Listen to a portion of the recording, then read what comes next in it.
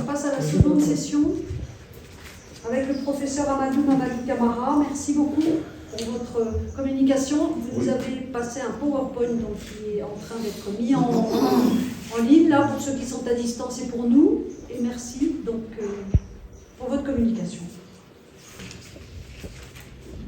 Dans la foulée de l'éducation à la citoyenneté, nous allons parler de l'éducation au droit humain. Je disais tout à l'heure que le concours général sénégalais y avait une épreuve d'éducation à la citoyenneté au droit de l'homme. C'était comme ça. Alors, sans que l'éducation à la citoyenneté fasse l'objet d'ailleurs d'un apprentissage à l'école. L'éducation aux droits de l'homme, non plus aux droits humains. Alors j'ai intitulé la communication, l'éducation aux droits humains, pourquoi et comment, une approche différenciée. Je commence par parler du concept, fin de clarification, parce que le concept du droit humain est passé dans l'usage. Il a été consacré notamment par la terminologie juridique en lieu et place de celui de droit de l'homme. Le concept de droit de l'homme jugé restrictif, malgré d'ailleurs la portée générique de la majuscule sur le droit, sur le mot homme, homme avec majuscule. Seule la France a gardé le second par fidélité au texte fondateur de la Déclaration universelle des droits de l'homme, en prenant la précaution d'en préciser la dimension inclusive dans la Constitution de 2008. Alors, une question: si nul n'est censé ignorer la loi, on peut légitimement se poser la question de savoir pourquoi éduquer aux droits humains.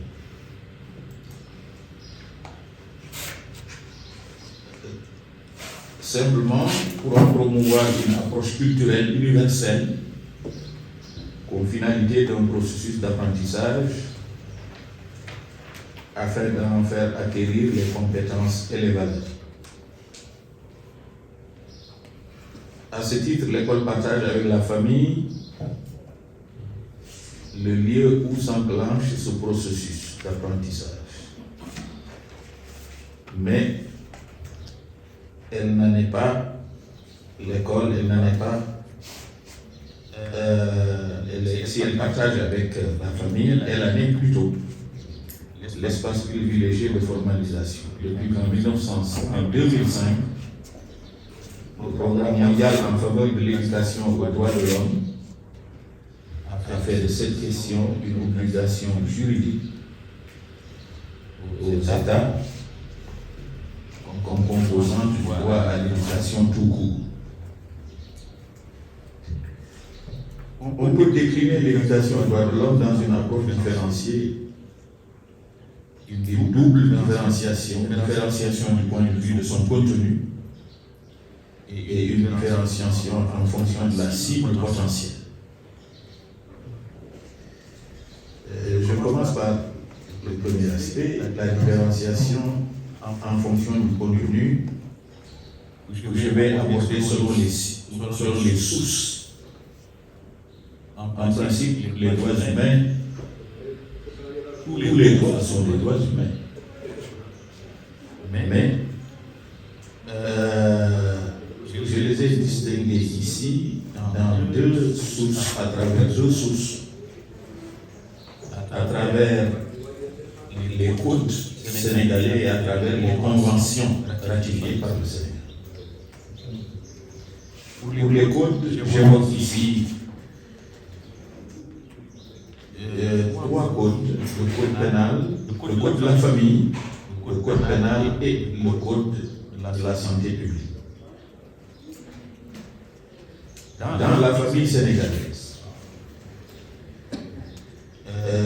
le Sénégal a voté le 12 juin 1972 un texte modifié est consacré aux conditions du mariage et des relations entre les époux et leurs enfants. Le code de la famille. Le code de la famille réglemente en particulier l'âge du premier mariage qui fixe à 16 ans pour les filles et les garçons, dans l'objectif de lutter contre le mariage précoce et les maternités précoces qui sont dangereuses pour la santé de la mère et de l'enfant. Ces dispositions dans le code de la famille, ces dispositions fixant l'âge du mariage à 16 ans, peut être dérogées par le juge dans les cas exceptionnels dûment constatés. Dans le code pénal, il y a un certain nombre de textes, par exemple l'interdiction de l'avortement. Tout avortement non thérapeutique est interdit par la loi. Il est puni par les dispositions de l'article 305 d'une peine allant de 1 à 5 ans d'emprisonnement, 20 000 et 100 000 francs d'amende. Cette peine doit aller de 5 à 10 ans de prison, 50 000 à 500 000 francs d'amende pour les habitués de la pratique. L'interdiction de l'avortement est consubstantielle du droit à la vie contenu dans la Convention des droits de l'enfant. Même si dans plusieurs pays, évidemment, l'avortement est légalisé. Je crois en 1974 déjà en France, la veille. Mais il demeure toujours interdit au Sénégal. Dans le code pénal également, on retrouve des textes contre les violences. La violence est un phénomène de société exacerbé par la surpopulation, avec ce qu'on appelle l'explosion démographique, mais aussi, évidemment, encore les crises économiques, source du chômage et de la crise des valeurs. Elle se manifeste de plus en plus dans la famille et à l'extérieur de celle-ci, en particulier contre les éléments les plus vulnérables de la société, notamment les femmes et les enfants. J'ai lu dans la presse ce matin quelqu'un qui a battu la femme de son voisin, l'a déshabillée et l'a exposée dans la rue. La même personne enfant. Voilà. Oui. Son enfant. La perte.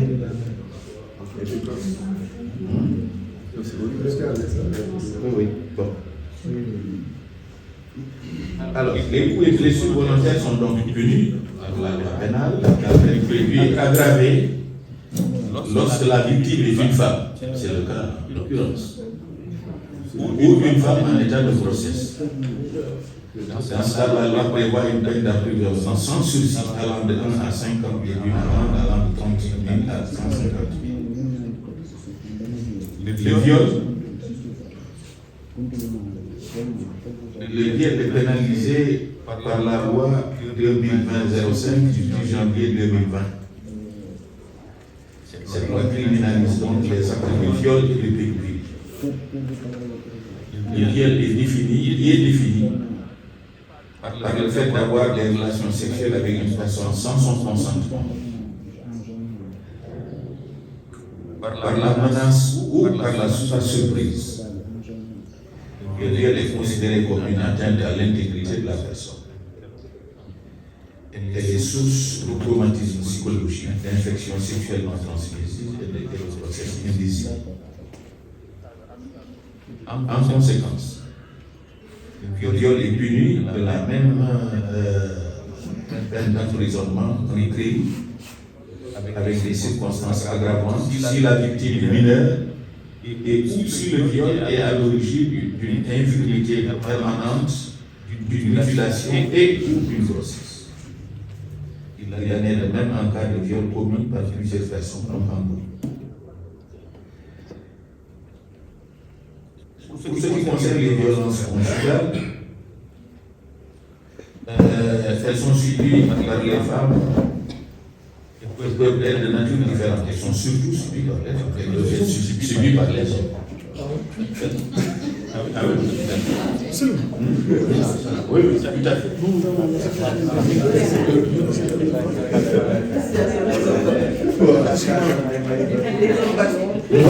Violence verbale.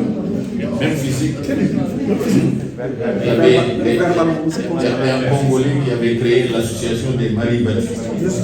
Non, menacez, nous ne sommes pas battus. Elles sont physiques, morales, voire économiques. Les injures, évidemment, les hommes les reçoivent aussi. Le harcèlement moral, les humiliations ainsi que les défauts d'entretien ne sont pas réprimés au plan pénal. Ils constituent cependant des causes de divorce au tort de l'époux, auteur de ces exactions. Au plan social, les coups et blessures, la violence et les voies de fait contre son conjoint sont punis de 1 à 5 ans de prison et d'une amende de 50 000 à 100 000 s'il en résulte une maladie ou une incapacité de travail de plus de 15 jours. Le harcèlement sexuel, qui est le fait d'user son autorité sur une personne pour l'amener à entretenir des relations sexuelles par des menaces, des ordres, des gestes, des écrits, des contraintes. Ces actes sont punis d'une peine d'emprisonnement de 6 mois à 3 ans et d'une amende de 50 000 à 500 000. La peine de 3 ans sera appliquée, sera prononcée si la victime de harcèlement est âgée de moins de 16 ans. Évidemment, le harcèlement sexuel, on parlait de serpent de mer, c'est aussi un serpent extrêmement difficile à établir. Alors, je me souviens lors de mon premier voyage aux États-Unis, j'étais avec 2 collègues. Alors, la personne qui était chargée de nous servir de guide, il nous a dit, à ce moment, il y avait un problème qui impliquait l'ambassadeur de Guinée aux États-Unis, aux Nations Unies, quelque chose comme ça. Il était mêlé dans des histoires de harcèlement, difficiles à prouver d'ailleurs. Il nous a dit, faites très attention. Ici, il suffit que vous regardiez une femme d'une certaine manière, elle porte plainte contre vous pour harcèlement. Donc, très attention. Si elle est intéressée, ça peut aller très vite. Mais si ça ne l'intéresse pas. Bon. Alors, la pédophilie, l'inceste et la corruption de mineurs masculins ou féminins, les attouchements, les caresses, les gestes, les manipulations pornographiques, l'utilisation d'images ou de sons par des procédés techniques quelconques à des fins sexuelles sur un enfant de moins de 16 ans sont considérés comme des faits constitutifs d'actes de pédophilie. Ils sont punis d'une peine d'emprisonnement de 5 à 10 ans avec des circonstances aggravantes s'ils sont le fait d'un ascendant ou d'une personne ayant autorité sur le mineur. Dans ces cas de figure, la peine est maximale. L'auteur sera condamné à 10 ans. L'acte est considéré comme incestueux s'il est commis par un ascendant. La corruption des mineurs. Voilà, bon. Ça, on a vécu on l'appelait la corruption de la jeunesse. Ce qui existe dans le code pénal, c'est le cas la corruption du mineur, la corruption de la jeunesse. Parce que le concept de jeunesse lui-même, d'ailleurs, est vraiment difficile à définir.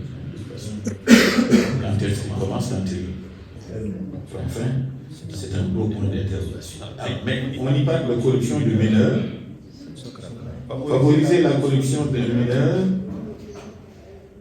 d'ailleurs, on aurait parlé mineurs avec le sens, expose l'auteur à des peines d'emprisonnement de 1 à 5 ans et d'une amende de 100 000 à 1 500 000. Lorsque le mineur est âgé de moins de 13 ans, la peine encourue est de 3 à 7 ans, 200 000 francs d'amende. Il y a la fameuse loi 9905 du 19 janvier 1999, modifiant certaines dispositions du code pénal et interdisant les mutilations génitales féminines.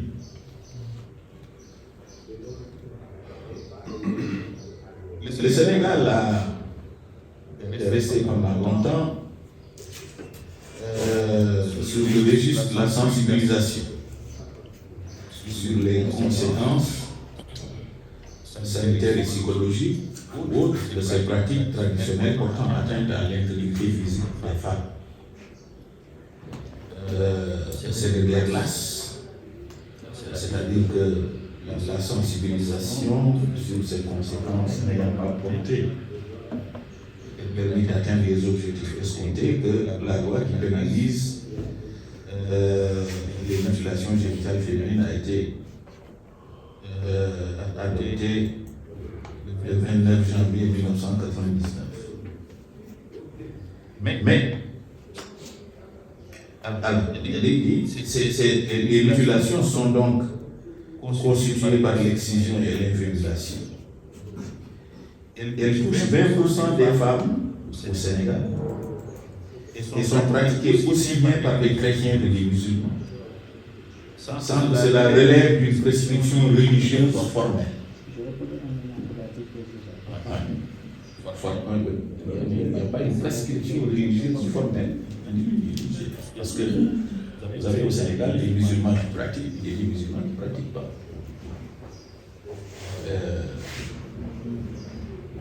Il y a un hadith d'ailleurs, témoignage sur l'attitude du prophète de l'islam, Mohammed sallallahu alayhi wa sallam. On dit qu'il avait dépassé une femme en train de procéder à l'excision. Il dit, qu'est-ce que tu es en train de faire sur cette femme? Il lui a dit, bon, je suis en train de... Voilà, et il lui a expliqué ce qu'elle est en train de faire. Le prophète lui a répondu, il lui aurait dit, mais attention, ne la blesse pas. C'est tout ce qu'on a. Mais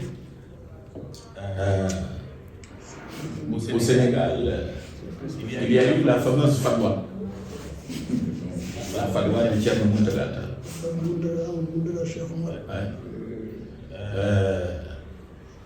Quand la loi a été votée, il a sorti un texte pour condamner cette loi, cette religion. Et les parlementaires qui avaient, les députés de l'époque, donc, qui avaient pris l'initiative d'aller populariser la loi. Ils ont commencé par la société la plus difficile où ça se pratique, c'est-à-dire la région par le Fouta. Ils ne sont pas allés plus loin que Djoum.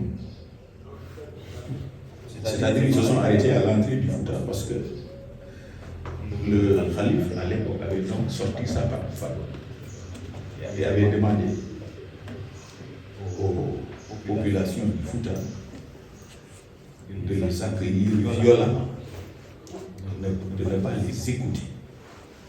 Alors, donc, c'est pour dire que c'est une loi qui, d'emblée, dès sa naissance, s'est heurtée à un certain nombre de considérations religieuses et culturelles dans un certain nombre de régions, de sorte qu'elle demeure extrêmement difficile à appliquer. L'article 299 bis qui porte atteinte ou tente de porter atteinte à l'intégrité de l'organe génital féminin, de quelque manière que ce soit, sera puni de 6 mois à 5 ans d'emprisonnement. Si celui qui pratique l'exigence relève un corps médical ou paramédical, si la victime meurt des suites de l'opération, l'auteur sera puni d'une peine de travaux forcés à perpétuité. Les personnes qui, par des noms, des promesses, des intimidations, et but d'autorité prennent part peu ou prou aux mutilations génitales féminines seront punis des mêmes peines. Évidemment, depuis 1999, que cette pratique se poursuit, elles n'ont jamais fait, n'a jamais été acquis. Donc j'ai là évoqué quelques droits humains qui concernent surtout les enfants, parce qu'on parle d'éducation, tels qu'on les retrouve dans un certain nombre de codes, le code pénal, le code de la famille. Deuxième source dans laquelle on parle des droits des enfants, c'est les droits humains dans les conventions relatives aux droits des enfants. Le 31 juillet 1990, le Sénégal a ratifié la Convention sur les droits des enfants dans l'objectif d'apporter des solutions aux problèmes vécus par les jeunes sur la base des principes de droit. Un certain nombre de droits sont reconnus, dont le droit à la santé que la Constitution avait déjà posé comme principe fondamental de l'action de l'enfant. Ce droit est présent dans d'autres textes et reconnu ici de façon spécifique pour les enfants ayant moins de 18 ans, sauf si la loi du pays accorde la majorité plus tôt. Donc, l'âge est variable selon les lois du pays. Alors, parmi ces droits, le droit à la vie, évoqué dans l'article 6. Les États signataires reconnaissent à tout enfant le droit inhérent à la vie. C'est ce droit qui fonde l'interdiction de l'avortement, pour certains, et explique le devoir de l'État d'assurer dans la mesure du possible la survie et le développement de l'enfant. Le droit à l'information.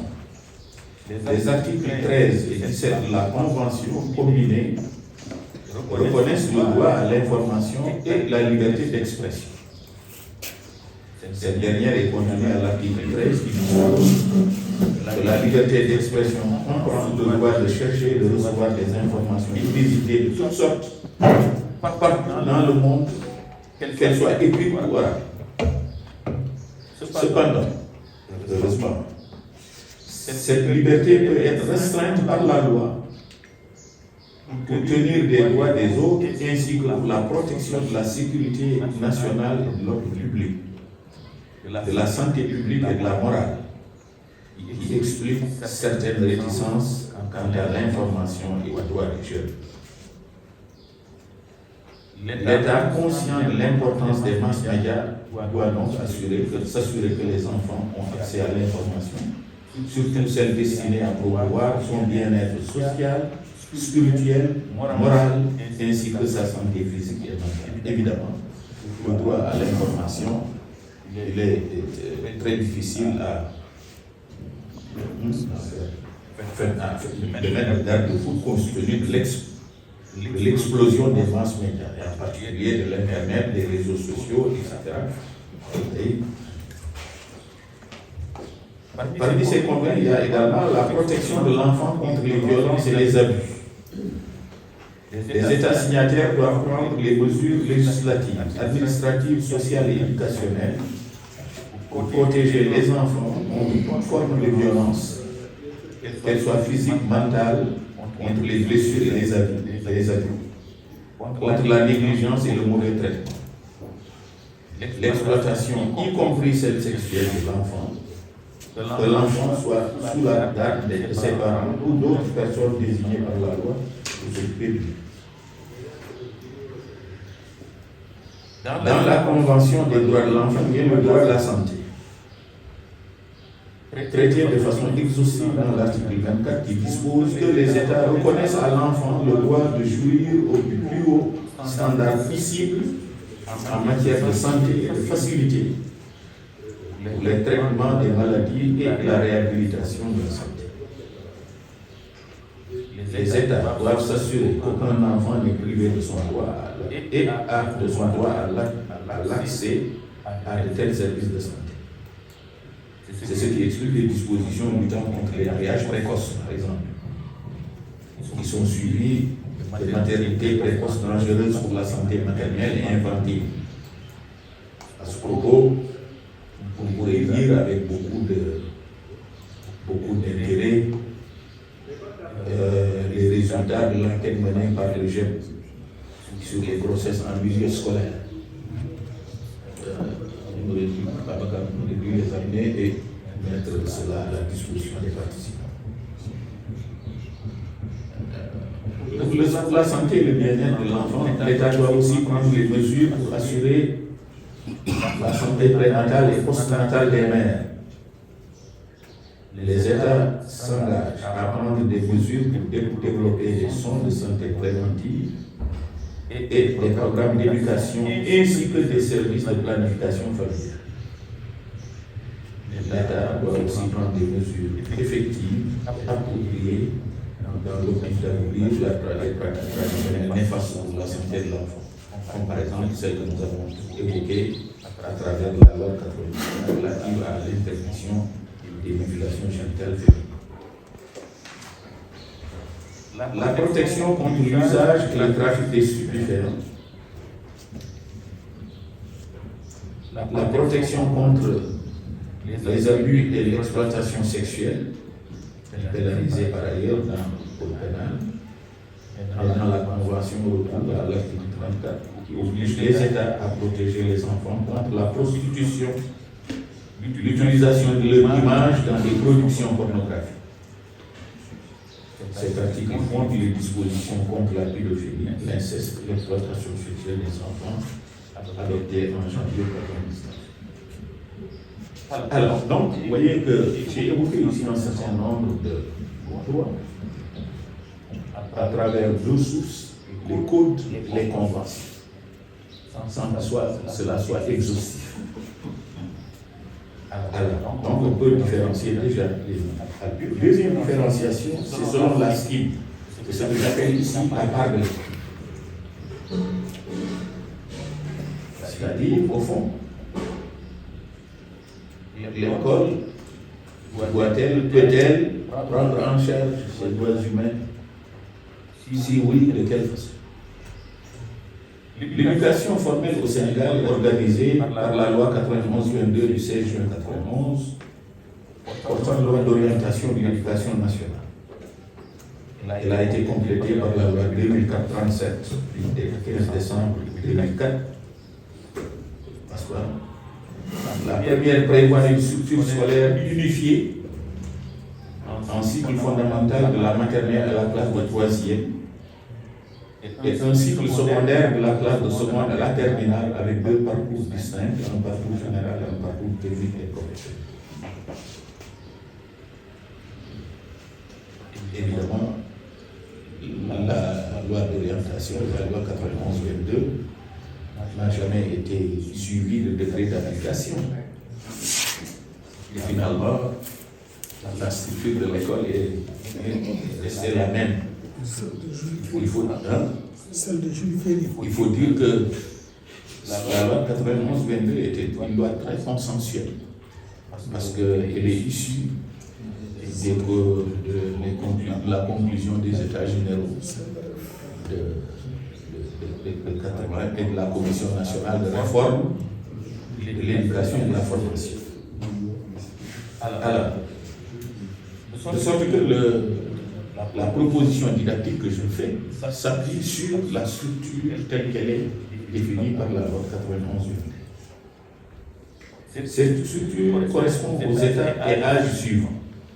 Donc, un cycle fondamental, l'école maternelle, qui regroupe donc l'école maternelle actuelle, l'école primaire et le collège, et qui en principe va de 4, 5 à 13 ans. Le cycle secondaire, les lycées et les cours secondaires actuels, 14, 15 à 17, 18. La loi supplémentaire, complémentaire, la loi 2004-37, a porté l'obligation scolaire à 16 ans. C'est-à-dire que tout enfant sénégalais a droit à fréquenter l'école jusqu'à l'âge de 16 ans. Et que l'État lui reconnaît ce droit et a l'obligation de l'appliquer. En théorie. En termes d'acquisition de compétences et de valeurs, la structure ci-dessus correspond au stade suivant, dans une perspective constructiviste ou socio-constructiviste. Vous évoquez un certain nombre de psychologues qui donc, de ce point de vue-là, balisent véritablement les capacités d'acquisition de compétences et de valeurs.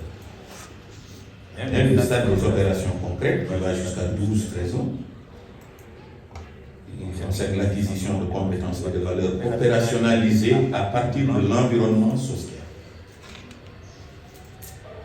Sur le stade de la pensée formelle, 14 à 16-17 ans, et permet en principe le développement de la pensée critique.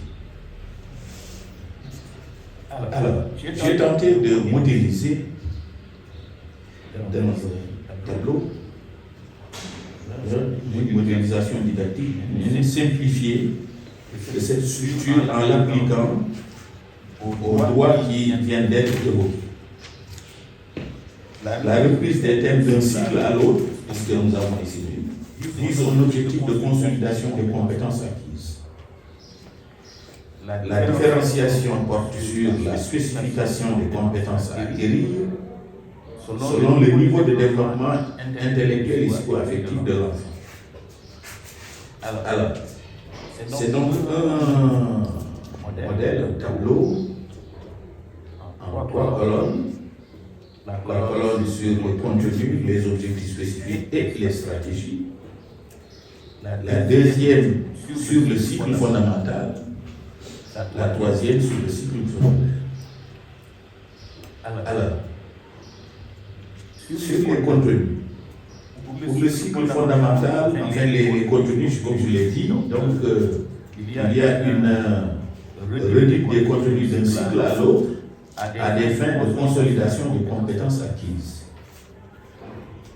3 types de contenus support les sources des droits humains, telles que nous les avons identifiées dans les textes, la mise en œuvre des droits conférés par ces textes et les atteintes à ces droits. Alors, et pour ces contenus, et selon le cycle, nous avons identifié un certain nombre d'objectifs qui nous paraissent pertinents. Pour le cycle fondamental, 3 objectifs. 1. Identifier les droits humains relatifs à l'intégrité physique et leurs sources dans le référentiel ci-dessus. Il a une capacité, un objectif pédagogique. Les élèves doivent, à partir de référentiels sous-dessus, être capables d'identifier les droits relatifs à l'intégrité physique et à déterminer leurs sources. Deuxième objectif, alors vous voyez, le premier était un objectif cognitif. Le deuxième, un objectif socio-affectif, sensibiliser son entourage sur la nécessité de respecter les droits humains conférés par les textes. C'est-à-dire, l'enfant ne doit pas seulement les connaître, ses droits, mais il doit être capable de sensibiliser son entourage sur la nécessité de les respecter et à les faire respecter. Troisièmement, identifier dans le groupe social les atteintes courantes aux droits humains conférés par les textes cités dans la première partie. Donc, dans son environnement, dans son monde social, il y a un certain nombre de pratiques qui jurent avec les droits conférés par les textes, les atteintes courantes aux droits. Bien, s'il est capable de les identifier, il est déjà capable de s'en méfier.